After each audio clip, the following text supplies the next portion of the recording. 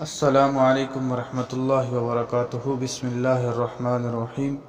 فضائل اعمال کی تعلیم حکایت صحابہ سے باب نمبر 2، قصہ نمبر 18۔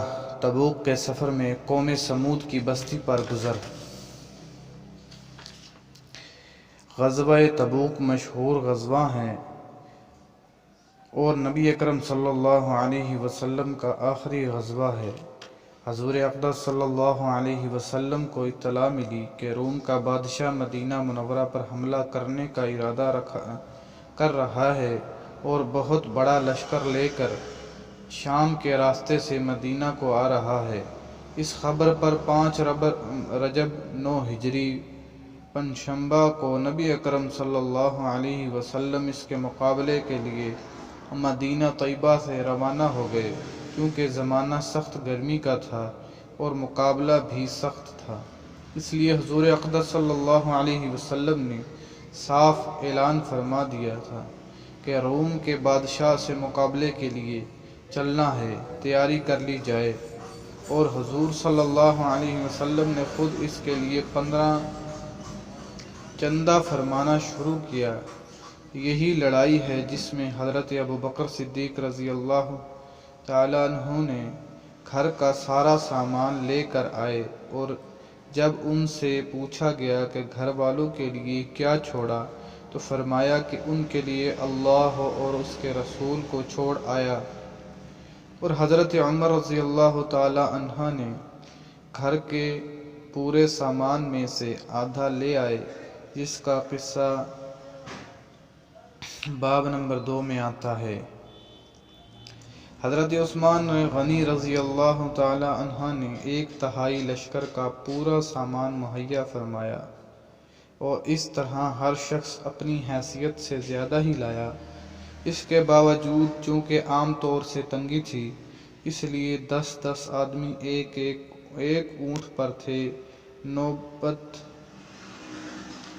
نوبت نبوت اس پر سوار ہوتے تھے۔ اس وجہ سے اس لڑائی کا نام جیش العسرہ، تنگی کا لشکر بھی تھا۔ یہ لڑائی نہایت ہی سخت تھی کہ سفر بھی دور کا تھا اور موسم بھی اس قدر سخت گرمی کی انتہا نہیں تھی، اور اس کے ساتھ ہی مدینہ طیبہ میں کھجور کے پکنے کا زمانہ زور پر تھا کہ سارے باغ بالکل پکے ہوئے کھڑے تھے، اور کھجور ہی پر مدینہ طیبہ والوں کی زندگی کا زیادہ دار و مدار تھا کہ سال بھر کی روزی جمع کرنے کا گویا یہی زمانہ تھا۔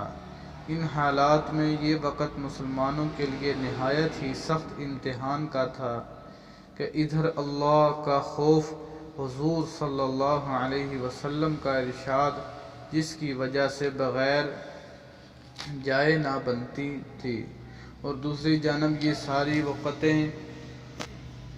دقتیں کہ ہر وقت مستقل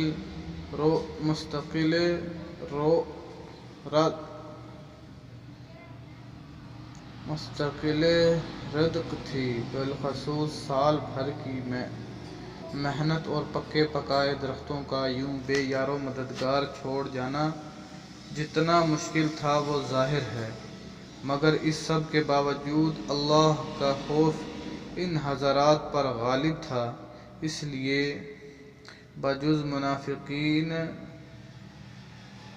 اور معذورین، جن میں عورتیں اور بچے بھی داخل تھے، وہ لوگ بھی جو بضرورت مدینہ طیبہ میں چھوڑے گئے یا کسی قسم کی سواری نہ مل سکنے کی وجہ سے روتے رہ گئے تھے، جن کے بارے میں آیت نازل ہوئی، اور سب ہی حضرات ہم رکاب تھے، البتہ 3 حضرات بلا عذر کے شریک نہیں تھے، جن کا قصہ آئندہ آ رہا ہے۔ راستے میں قوم سمود کی بستی پر گزر ہوا تو حضور اقدس صلی اللہ علیہ وسلم نے دامن سے اپنے چہرہ انور کو ڈھانپ لیا اور اونٹنی کو تیز کر دیا۔ اور صحابہ کو بھی حکم فرمایا کہ یہاں سے تیز چلو، ظالموں کی بستی میں روتے ہوئے گزرو اور اس سے ڈرتے ہوئے گزرو کہ تم پر بھی خدا نخواستہ وہ عذاب کہیں نازل نہ ہو جائے جو ان پر نازل ہوا تھا۔ فائدہ: اللہ کا پیارا نبی اور لاڈلا رسول عذاب والی جگہ سے ڈرتا ہوا، خوف کھاتا ہوا گزرتا ہے، اور ہم جانثار دوستوں کو جو اس سخت مجبوری کے وقت میں بھی جانثاری کا ثبوت دیتے ہیں، روتے ہوئے جانے کا حکم فرماتے ہیں، خدا نخواستہ کہ وہ عذاب ان پر نازل نہ ہو جائے۔ ہم لوگ کسی بستی میں زلزلہ آ جائے تو اس کو سیرگاہ بناتے ہیں، کھنڈروں کی تفریح کو جاتے ہیں، اور رونا تو درکنار رونے کا خیال بھی دل میں نہیں لاتے۔ بس میرے بھائیو، دوستو، بزرگوں، اللہ تعالی عمل کرنے کی توفیق عطا فرمائے، آمین۔